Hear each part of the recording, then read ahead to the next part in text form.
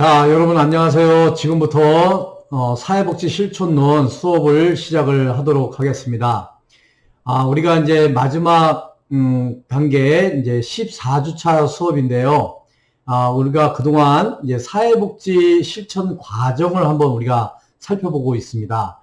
우리 사회복지 실천 정의 명확하게 여러분들 잘 이해를 하고 계시죠? 우리 사회복지 실천을 하는 데 있어서 실천 과정이 있다고 그랬어요. 우리 5단계로 우리 사회복지 실천 과정을 통해서 사회복지 실천을 한다고 말씀을 드렸는데요.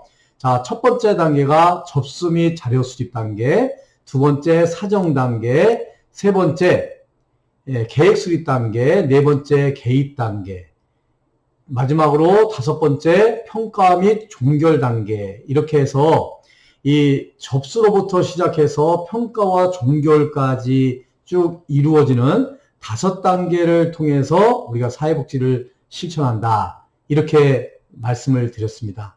우리가 사실상 우리 사회복지 실천론은 이 사회복지 실천 과정 5단계를 정확하게 이해를 한다면 우리 사회복지 실천론 수업을 여러분들이 잘 수강을 했다, 이렇게 말씀을 드려도 가언이 아닐 정도로 이 사회복지 실천론 시간에 꼭 여러분들이 배워야 될 것은 이 사회복지 실천 과정 5단계입니다. 그래서 지금까지 쭉 5단계를 이제 배워왔고요. 오늘 이제 마지막 14주차 마지막 수업으로 여러분들에게 사회복지 실천 과정 마지막 단계 5단계 평가 및 종결 단계를 지금부터 수업을 진행을 할까 합니다. 그러면 지금부터 파워포인트를 띄워놓고 수업을 진행을 하도록 하겠습니다. 여러분들 마지막까지 힘을 내시고요. 끝까지 우리 사회복지 실천론 잘 시청을 해주시기를 바라겠습니다. 자, 사회복지 실천 과정, 자, 1단계서부터 5단계까지 배우고 있는데요. 오늘 마지막으로 사회복지 실천 과정 5단계 평가 및 종결 단계를 한번 살펴보도록 하겠습니다. 자, 오늘 배울 목차는요, 1번 평가고요, 2번 종결입니다. 그래서 사회복지 실천 과정의 평가를 한번 살펴보고, 두 번째 사회복지 실천의 종결 단계를 한번 살펴보는 시간으로 수업을 진행을 하도록 하겠습니다. 자, 먼저 1번 평가입니다. 자, 평가란 무엇인가? 평가의 개념에 대해서 한번 살펴보면요. 평가란 개입의 효과성과 효율성을 측정하는 것을 우리가 평가다, 이렇게 얘기를 합니다. 그러면은 이 개입의 효과성과 효율성을 측정을 한다 그랬는데요. 효과성은 뭘까요? 효과성은 목표가 달성되었는지의 여부를 평가하는 게 효과성 평가예요. 세 번째 단계, 계획 수립 단계에서 여러분들 우리가 목표를 세웠죠. 그 목표를 달성했느냐, 달성하지 못했느냐를 평가하는 것을 우리가 효과성을 평가한다, 이렇게 얘기를 합니다. 그러면 효율성은 뭐냐? 효율성은 사용된 자원과 얻어진 성과 간의 비율을 우리가 효율성이라고 그래요. 그러니까 투자 대비 산출의 양, 비율을 보는 거죠. 이것을 우리가 효율성을 평가한다, 이렇게 말씀을 드릴 수가 있어요. 그래서 우리가 평가를 한다 그러면 이거예요. 목표를 얼마나 달성을 했느냐 하는 것과 그 목표를 달성하기 위해서 사용된 자원이나 뭐 예산이나 이런 것들이 성과 대비 어떤 비율로 이게 결과를 맺어졌냐를 평가를 하는 것을 우리가 효율성이다, 이렇게 얘기를 해요. 그래서 이 평가라는 것은 개입의 목표가 달성되었는지, 그리고 그 변화가 개입에 의한 것인지 알아보는 과정이에요.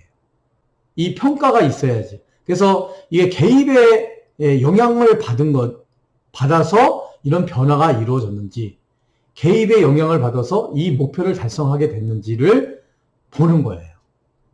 그 과정을 우리가 평가다, 이렇게 말씀을 드릴 수가 있겠습니다. 이 평가는요, 개입 전 과정에서 지속적으로 시행되지만 특히 개입이 끝났을 때 더욱 중요해요. 그러니까 처음 시작할 때와 이제 개입이 이제 끝났을 때, 이제 사회복지 실천이 끝났을 때 그 효과가 어떻게 되느냐 하는 것이죠. 그래서 우리가 맨 마지막 단계, 우리 접수 및 자료 수집 단계, 사정 단계, 계획 수립 단계, 개입 단계를 거쳐서 맨 마지막 단계에서 평가를 하게 되는 거죠. 이 평가는요, 사회복지 실천의 과학성과 전문성을 강화해주고 클라이언트에 대한 책임성을 높여준다는 면에서 매우 중요한 의의가 있는 것이 평가라고 할 수가 있겠어요. 그러니까 여러분들도 지금 우리 사회복지 실천론 과목을 배우고 있잖아요. 또 다른 과목도 배우고 있죠. 그런데 여러분들이 사회복지 실천론을 잘 공부를 했느냐 안 했느냐, 잘 이해하고 있느냐 못하고 있느냐를 무엇으로 측정을 하죠? 무엇으로? 우리 중간고사하고 기말고사를 가지고 평가를 하죠. 그러니까 중간고사는 사회복지 실천 수업을 이렇게 하고 있는데 교수님이 강의한 내용을 여러분들이 잘 공부를 했는지, 잘 습득이 됐는지, 이해를 하고 있는지를 중간에 평가를 하려고 해서 중간고사라고 그래요. 다른 말로 말하면 중간평가를 하는 거예요. 또 마찬가지로 맨 마지막에 기말고사를 봐요.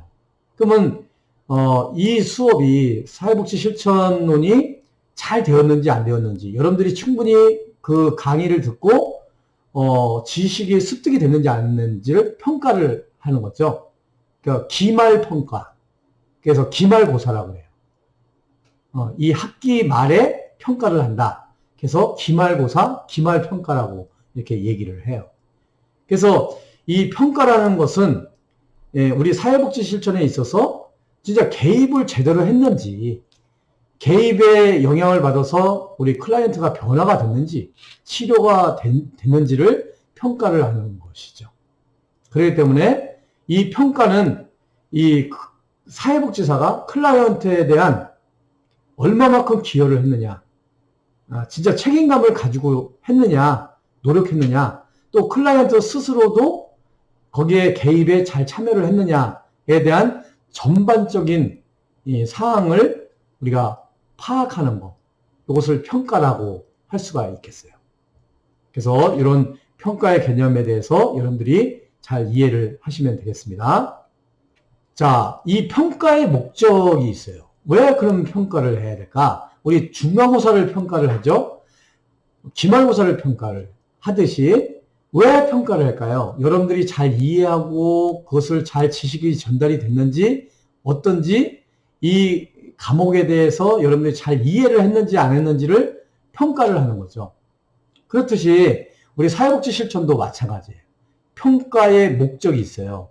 첫 번째가 프로그램이 목적을 어떻게 효과적으로 충족시켰는가를 확인해야 하기 때문에 평가를 하는 거예요. 두 번째는 프로그램을 재구성하거나 더욱 효과적으로 관리하기 위한 정보를 얻기 위해서 평가를 하는 거예요. 교수님도 여러분들한테 이렇게 평가를 할 때, 평가를 이렇게 해보면요, 여러분들이 점수가 나오잖아요. 그러면 교수님이 너무 어렵게 이걸 가르쳤나? 너무 쉽게 가르쳤나? 이 방법을 어떻게 바꿀까? 이게 잘 이해를 못하는 것 같은데, 이 이해를 잘 돕기 위해서 어떻게 이걸 강의를 바꿔야 되지?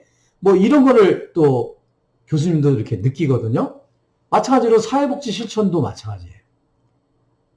내가 개입을 이렇게 했는데 평가를 해보니까 나도 부족한 면이 있고 클라이언트도 부족한 면이 있는 거예요.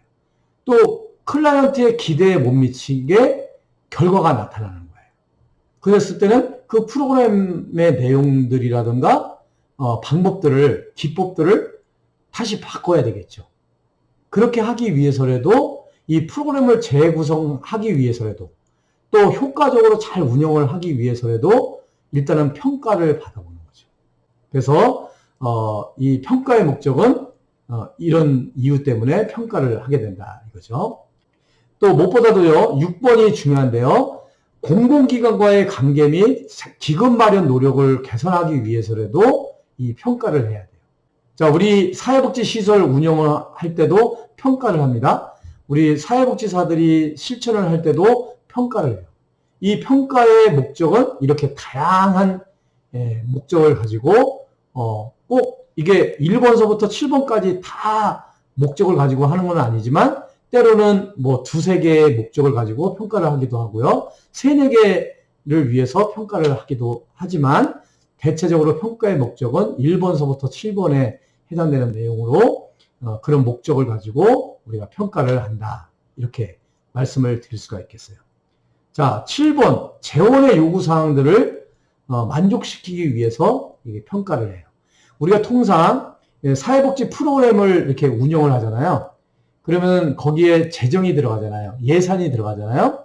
그러면 내가 100만 원을 투자해서 프로그램을 운영을 했는데 과연 100만 원을 투자를 해가지고 어떤 효과가 있었는지, 이거를 100만 원까지 투입이 안 돼도 되는 건지, 아니면은 한 200만 원 정도를 투입을 해야 되는 프로그램인지, 어떤 결과를 놓고 평가를 해봐야 되잖아요.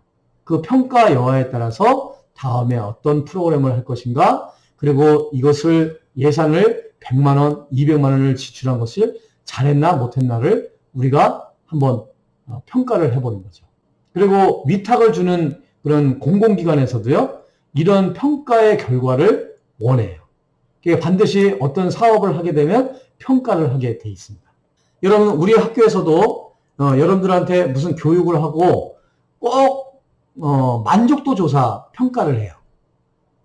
우리 학생들이 참 만족하고 있는지, 불만족하고 있는지 이 평가를 하죠.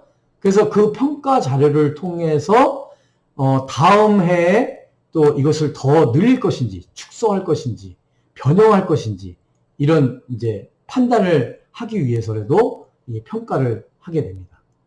그래서 우리가 사회복지 실천 과정 마지막 단계에 우리가 접수, 사정, 계획 수립, 개입했지만 그 결과에 대한 평가, 이 마지막 단계에서 이런 평가를 하게 되는 것입니다. 자, 그러면 평가의 종류, 유형은 뭐가 있을까요?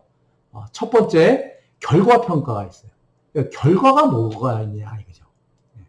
설정된 목표의 달성 여부를 사정하는 것을 의미해요.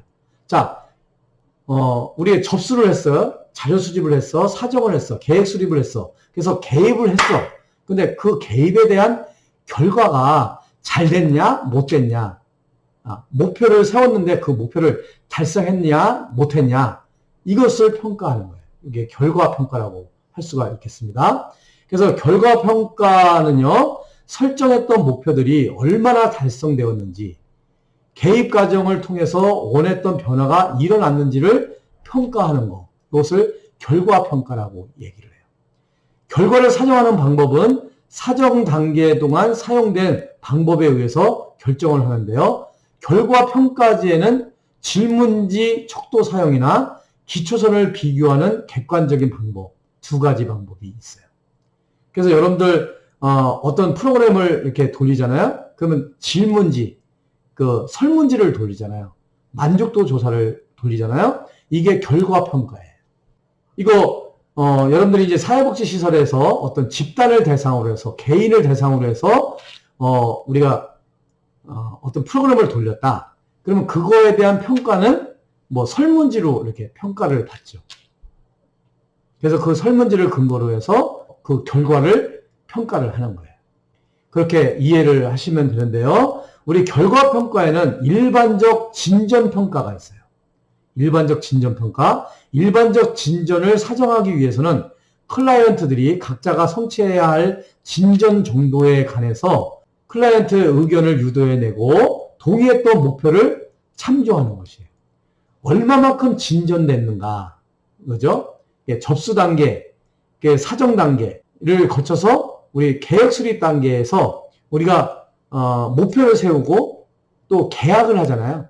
3단계에서 계획 수립 단계에서 계약을 하잖아요. 합의하잖아요. 우리 목표를 이렇게 세웁시다. 이렇게 하잖아요. 얼마만큼 진전되었는가 평가하는 거예요.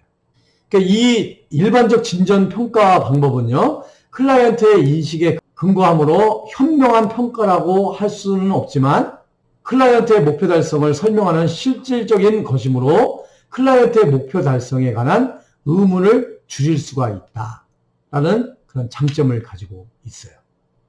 자, 두 번째, 결과 평가의 두 번째는요, 사전 사후 비교 평가예요. 개인이나 집단에 대한 평가로서 문제나 표적 행동의 빈도를 측정할 수 있다면 최근의 측정치의 기초선을 비교하는 객관적인 방법인 사전 사후 비교 방법이에요. 자, 사전이라는 것은 사전, 그러니까 개입하기 이전과 개입하기 이후의 상황을 비교해 보는 거예요. 그러니까 개입이라는 것은 우리가 계획 수립의 그 계획을 세운 것을 실천하는 것을 우리가 개입한다, 이렇게 얘기를 했잖아요. 자, 계획 수립을 했어요. 목표를 설정했고 우리 클라이언트와 사회복지사가 계약을 맺었어요. 그 계약을 맺은 대로 개입을 해본 거예요. 그러니까 개입하기 이전의 어떤 문제 행동과 개입 후의 문제 행동의 빈도, 발생 그 정도를 한번 비교를 해보는 거예요. 그러면 이전에는 100이라는 숫자가 있었다면 나쁜 행동이 100이라고 그러면 사후에 이렇게 보니까 그 행동이, 문제 행동이 한 50으로 줄었다. 그러면 이 개입의 효과가 있는 거죠. 그래서 사전 사후 비교 방법을 통해서 결과 평가를 하는 경우가 있다 이거죠. 그래서 이 방법은 평가하고자 하는 문제와 그 측정 도구를 개입하기 전에 문제가 어느 정도인지를 측정을 한 다음에 개입 후에 다시 같은 방법으로 문제의 정도를 측정해서 그 변화를 개입의 결과로 보는 거예요. 그래서 문제 행동에 100가지를 했다면 사후에 한번 측정을 해봤더니 똑같은 방법으로 측정해봤더니 문제 행동이 50으로 줄었다. 그러면 엄청난 그 개입의 결과가 나타나는 거죠. 이렇게 해서 평가하는 거, 이게 결과 평가 중에 사전 사후 비교 방법에 의한 결과 평가다, 이렇게 말씀을 드릴 수가 있어요. 세 번째는 통제 집단과 실험 집단과의 비교예요. 자, 개입을 한 집단과 개입을 하지 않은 집단을 비교해서 그 차이를 개입의 결과로 추정하는 것이에요. 이게 무슨 말이냐면 우리 사회복지조사론에서 여러분들이 배웠는지 모르겠어요. 자, 두 집단을 놓고 우리가 실험을 하는 거예요.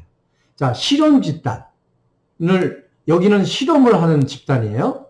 통제 집단, 이 다른 말로 비교 집단을 통제 집단이라고 하는데 통제 집단을 하는 거예요.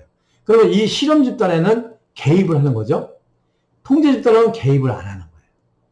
그랬을 때 똑같은 두 개 집단이 있는데 하나는 개입을 하고 하나는 개입을 안 한 거예요. 그래서 개입한 후에 나중에 이 통제 집단, 비교 집단과 이 실험 집단을 한번 비교를 해보는 거예요. 그러면 만약에 여기보다 문제 행동이 여기가 줄었다고 한다면 이 개입이 아주 성공한 거죠. 개입의 효과가 있는 거죠. 이렇게 해서 결과 평가를 한다, 이런 거죠.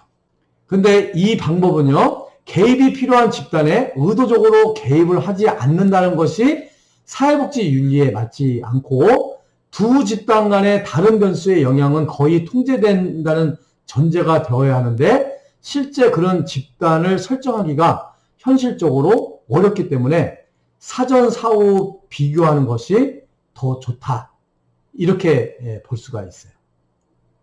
사전 사후 비교 방법은 한 집단을 놓고 개입 전과 개입 후를 비교를 하는 거고요.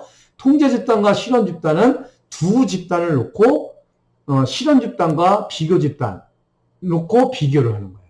근데 꼭 이 개입을 했다는 그 개입에 의해서 이렇게 변화됐다라는 것을 우리가 단정적으로 보여줄 수 없기 때문에 이왕이면 사전 사후 비교 방법을 통해서 결과 평가를 하는 것이 좋겠다, 이렇게 말씀을 드리는 것입니다. 자, 두 번째는 과정평가예요. 과정평가. 이 과정평가는 말 그대로 과정을 평가를 하는 거예요. 아까 결과평가는 결과를 놓고 평가를 하는 거예요. 근데 과정평가는 그 원조 과정에 대한 클라이언트의 인식을 평가를 하는 거예요. 원조 과정이 클라이언트에게 유용하였는지 또는 손해를 보게 했는지에 대한 클라이언트의 평가를 우리가 과정평가다라고 해요. 우리가 결과도 중요하지만 그 과정도 또 중요하잖아요. 이 과정을 평가를 하는 거예요. 사회복지사가 목표를 달성하기 위해서 사용한 방법이나 기법, 또 어떤 기술이 진전을 시켰고 또 어떤 기술은 효과가 없었는지, 또 다른 기술은 문제를 제거했는지, 또 그리고 어떤 특별한 구별된 기법을 사용했는지에 관한 클라이언트의 피드백, 환류라고 할 수가 있겠어요. 그래서 이 결과도 중요하지만 이 과정도 중요해요. 이 과정을 잘 평가를 해봐야 또 왜 이런 과정이 있었기 때문에 이 결과가 좋아졌다. 이 과정이 안 좋기 때문에 결과도 안 좋았다. 라고 할 수가 있거든요. 그래서 우리가 결과 평가 못지않게 과정 평가도 매우 중요하다. 이렇게 여러분들이 이해를 하시면 되겠고요.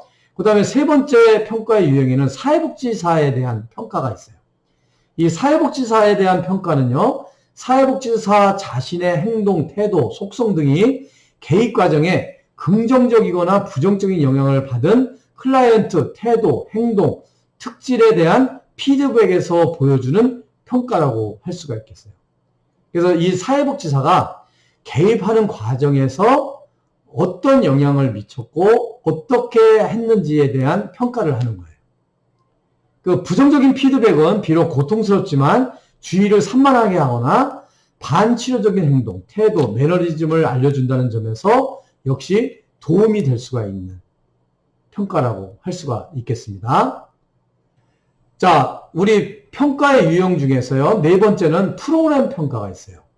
프로그램 평가. 프로그램 평가는 클라이언트를 대상으로 해서 이것은 통상 집단 프로그램을 운영을 할 때 평가인데요. 이 프로그램이 잘 되었는지 안 되었는지에 대해서 평가를 하는 거예요. 그래서 프로그램 평가는 욕구 사정, 평가 가능성 사정, 또 가정 분석, 결과 분석, 그리고 프로그램 모니터링 이런 순서대로 우리가 프로그램을 평가를 하게 됩니다. 요 글은 한번 제가 첨부차 파일을 또 구글 클래스룸에다가 올려드리니까요. 아니면 요 화면을 딱 이렇게 멈춤 해놓고 한번 쭉 읽어보시면 여러분들이 참고가 되겠습니다. 자, 그래서 우리 평가의 유형, 결과평가, 또 과정평가, 또 사회복지사에 대한 평가, 또 프로그램 평가, 이렇게 네 가지 평가 유형에 대해서 말씀을 드렸습니다. 자, 평가 기법이에요. 평가 기법에는 첫 번째 단일 사례 설계가 있어요. 이 단일 사례 설계는 여러분들이 사회복지 조사론 시간에 배웠을 거예요. 예, 기초선과 개입. 그래서 요 선은 있잖아요. 개입이에요, 개입. 그 개입 전과 개입 후를 한번 비교를 해보는 거예요. 이렇게 그래프로 만들어가지고요. 그래서 1, 2, 3, 4, 5, 6, 7, 11까지 12, 이거는 1이고요. 0서부터 7까지는 어떤 문제 행동 패턴을 점선으로 표시를 한 거예요. 그러니까 기초선은 개입전을 기초선이라고 그래요. 그래서 기초선 A라고 표현을 하고요. 개입을 B로 표현을 해서 단일 사례 설계 중에서 이것을 A, B 설계라고 해요. 이게 아까 사전, 사후 비교 방법 이렇게 얘기했잖아요. 예, 사전과 사후를 비교하는 기법에 해당이 될 수가 있겠죠. 단일 사례 설계 기법이 있습니다. 그 다음에 두 번째 목표 달성 평가가 있어요. 목표 달성. 목표 달성 척도에서는 목표 달성을 결과 기준으로 사용을 한다. 그러니까 목표를 달성을 했는지 안 했는지를 평가를 하는 거예요. 그러니까 이 방법은 클라이언트의 문제에 두는 것이 아니라 목표에 초점을 두고 있다는 점에서 굉장히 긍정적이에요. 그래서 예를 들어서 실업에 문제가 있어요. 실업자, 클라이언트의 문제는 실업이에요. 그 실업이 중요한 것이 아니라 목표, 취업을 시켰느냐 안 시켰느냐, 그 취업을 시키는 목표를 달성했느냐 안 달성시켰느냐, 이것을 평가를 하는 거예요. 그래서 단일사례 설계로 클라이언트에 대한 개입을 평가하는 것이 적합하지 않을 때 이 방법을 사용할 수가 있습니다. 자, 세 번째, 과제 달성 평가예요. 과제 달성 평가는 사회복지사와 클라이언트가 합의한 과제를 완수하는 정도를 평가하게 되며 전형적으로 5점 척도를 사용을 해서 5점 척도, 니커드 척도 아시겠죠? 니커드. 매우 그렇지 않다, 그렇지 않다, 보통이다, 그렇다, 매우 그렇다. 뭐 이런 식으로 5간 척도로 평가를 하는 것을 과제 달성 평가다, 이렇게 말씀을 드릴 수가 있겠고요. 자, 네 번째, 클라이언트 만족도 조사예요. 이거 여러분들 많이 해봤죠? 요즘 뭐 학교에서 계속 그 단톡방에 문자가 오는 게 무슨 프로그램에 참여하고 무슨 교육에 참여하고 만족도가 어쩌냐 뭐 이런 거 평가하잖아요. 이게 만족도 조사예요. 사회복지기관이 제공한 서비스에 관한 클라이언트의 의견을 구하는 거예요. 여러분들이 이 프로그램에 대해서 참여를 했는데 만족했는지 안 만족했는지, 어떤 게 불만인지 뭐 이런 것들에 대해서 체크를 하는 거죠. 이건 뭐 여러분들한테 설명을 안 해도 충분히 이해를 하리라고 생각을 해요. 클라이언트에게 기관의 인상, 개입의 성공, 담당 사회복지사의 역량 등 원조 과정의 중요한 측면을 평가하는 것. 개인뿐만 아니라 집단 혹은 기관에서 서비스를 제공받고 있는 모든 사람에게 적용될 수 있으며 직접적인 서비스뿐만 아니라 프로그램 전체를 평가하는 데도 적용하는 평가 기법이다. 그래서 여러분들 이런 클라이언트 만족도 조사, 이 평가 기법이에요. 학교에서 뭐 사회복지 시설에서 이 만족도 조사, 꼭 무슨 프로그램을 운영을 하든 교육을 하든 항상 만족도 조사를 하게 되죠. 이거 4번 여러분들이 잘 기억을 해두시면 좋겠습니다. 자, 이렇게 해서 평가 기법에 대해서 말씀을 드렸습니다. 단일 사례 설계하고 목표 달성 평가, 과제 달성 평가, 클라이언트 만족도 조사, 이렇게 4가지의 평가 기법에 대해서 말씀을 드렸는데요. 여러분들이 이 평가에 대해서는 잘 이해를 해 두시면 좋겠습니다. 자, 두 번째 이제 종결이에요. 종결. 자, 종결의 개념은, 종결 단계는요, 사회복지사와 클라이언트 간의 개입 과정이 종결되는 거예요. 끝나는 것을 종결이라고 그러죠. 즉, 원조 과정의 해제를 위한 체계적인 절차를 우리가 종결이다, 이렇게 말씀을 드릴 수가 있겠어요. 자, 우리가 평가를 끝마쳤어요. 그러면 이제 모든 개입 과정은 끝나는 거예요. 종결되는 거죠. 이 종결은 클라이언트와 사회복지사가 모두에게 이별과 관련된 복잡한 감정을 갖게 되죠. 종결 과정에서의 목표는 클라이언트를 도와서 그가 당면하고 있는 문제를 해결하는 것뿐만 아니라 앞으로 당면할 문제들을 극복할 수 있도록 클라이언트를 강화시켜주는 것이 종결 단계에서 해야 될 일들이다라고 할 수가 있겠어요. 우리가 만남도 참 중요하지만요, 이별도 참 중요해요. 처음에 접수 단계에서 우리 클라이언트와 사회복지사가 만나지만 이 종결 단계에서는 이제 사회복지사와 클라이언트가 이별하는 거예요. 헤어지는 거죠. 이제 끝나는 거예요. 개입 관계가 끝나는 거예요. 원조 관계가 끝나는 거. 그래서 이 종결 단계도 그동안에 1단계에서부터 4단계까지 이 단계도 중요하지만 이 종결 단계도 매우 중요한 거죠. 자, 우리 종결을 하게 되는 이유 중에 여러 가지 이유가 있어요. 사회복지 실천에서 일어날 수 있는 종결의 다양한 상황들이 있는데요. 사전에 동의된 목표들이 정해진 기간 내에 성취된 경우에 종결이 돼요. 클라이언트가 그동안의 원조가 충분했다고 결정한 경우 종결이 돼요. 또 사회복지사가 전근이나 다른 곳으로 가거나 이직 등으로 해당 지위를 떠나거나 클라이언트가 다른 지역으로 이사를 한 경우에 종결할 수밖에 없죠. 또 법정 요청이 만료되었을 경우, 또 기관의 정책이 일정한 시간 제한을 두었을 경우, 자원의 한계 상황이 일어났을 경우, 시간의 부족과 업무 부담감으로 인한 경우, 또 슈퍼바이저로부터 충고가 있을 경우, 이거 종결해라 라고 할 경우, 또 다른 기관으로부터의 영향력으로 인한 경우, 또 클라이언트가 사망한 경우, 이럴 경우에는 이제 개입이 종결이 되는 거죠. 클라이언트와 사회복지사와의 원조관계가 끝나는 거예요. 이런 것은 여러분들이 참고를 좀 하시고요. 자, 종결의 유형에는요, 계획된 종결이 있어요. 계획된 종결. 그 계획된 종결은 뭐냐면 일정 기간만 제공되는 계획된 종결이 있어요. 그래서 뭐 우리도 수업도 마찬가지잖아요. 우리 지금 사회복지 실천론을 하는데, 자, 1주부터 15주차까지 15주차 수업을 하게 되면 교수님과 여러분들이 잠정적으로 계획을 한 거예요. 15주 수업으로 사회복지 실천론을 수업을 한다. 그래서 1주차 때 여러분들하고 저하고 딱 맞는 거죠. 그게 이제 지금 14주차예요. 그 다음 주 15주차. 그게 8주차. 딱 중간 되는 8주차에 중간고사를 본다. 또 15주차 끝나면서 기말고사를 본다. 이게 종결이 되는 거죠. 그러니까 일정 기간만 제공되는 계획된 종결이에요. 클라이언트들도 마찬가지입니다. 사회복지 실천 기관에서도 개입을 할 때 10주 과정으로, 15주 과정으로, 아니면 1개월 과정으로 이렇게 개입을 합니다. 계획된 시간 안에, 기간 안에 끝나기 때문에 종결되는 거. 이것은 계획된 종결이에요. 또 시간 제한적 종결, 뭐 시간 제한이 없는 종결, 뭐 이런 거 있는데, 이것은 계획에 의해서 종결을 하는 거예요. 이럴 때는 좀 그래도 덜 섭섭하고 아쉬움이 남죠. 이렇게 종결하는 것을 계획된 종결이라고 그래요. 자, 그런데 계획되지 않는 종결이 있어요. 클라이언트에 의한 조기 및 일방적 종결이 있어요. 클라이언트가 프로그램에 참여를 해야 되는데 참여를 안 해. 교육에 참여를 해야 되는데 참여를 안 해. 상담을 해야 되는데 참여를 안 해.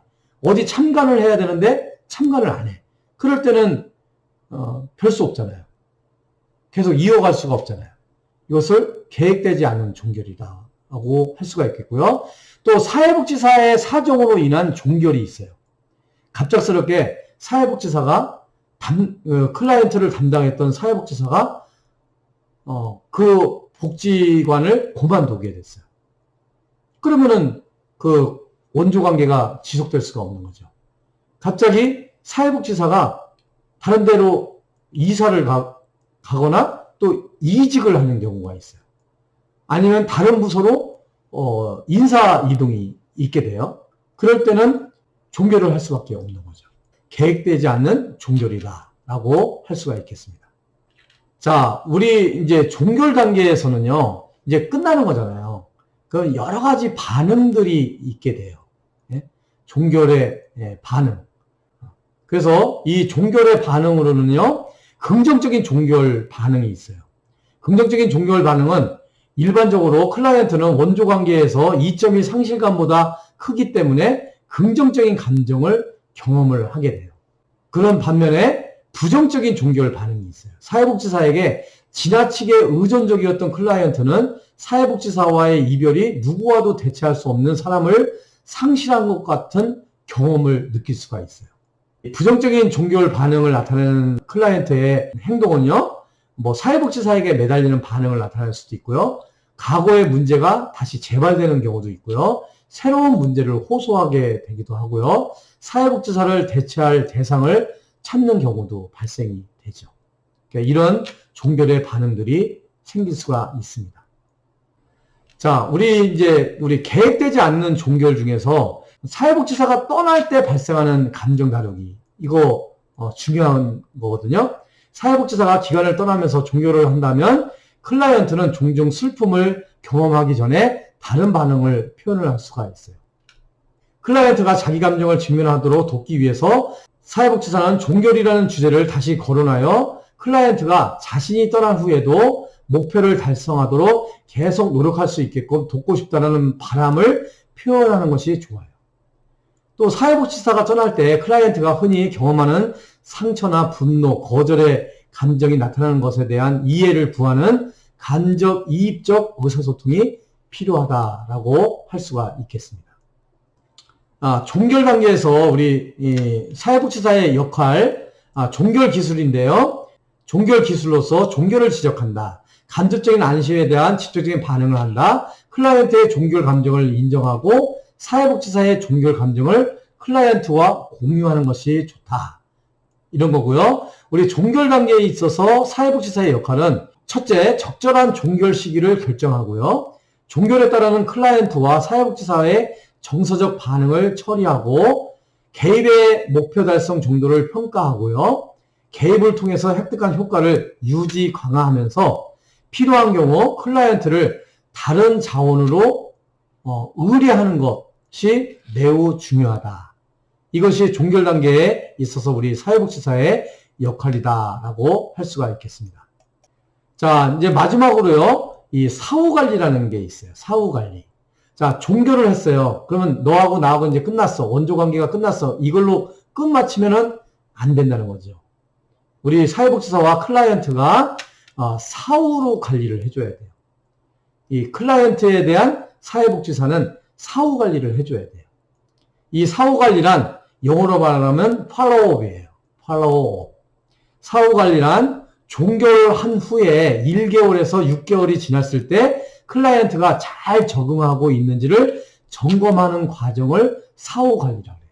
이 팔로우업 개념 여러분들이 꼭 잘 기억을 해두시기를 바라겠습니다. 사후 관리는 사회복지사가 종결 이후에도 클라이언트에게 계속 관심을 가지고 있다는 것을 보여주므로 변화를 지속할 수 있는 동기를 제공해 주고요. 사후 관리 방법으로는 직접 가정을 방문한다든지 메일 및 전화로 확인하기도 하고 내방하여 면접을 할 수도 있어요.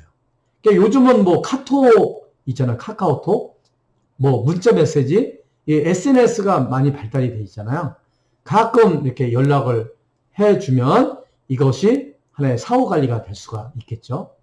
이 사후 관리는 사회복지사가 클라이언트에게 종결 후에도 계속적으로 관심을 가지고 있음을 표현하는 수단이 되기도 하면서 클라이언트가 필요하다면 추가 서비스를 제공할 수도 있다라는 것을 전제로 하고 있는 거예요. 이것을 사후 관리다라고 할 수가 있겠습니다.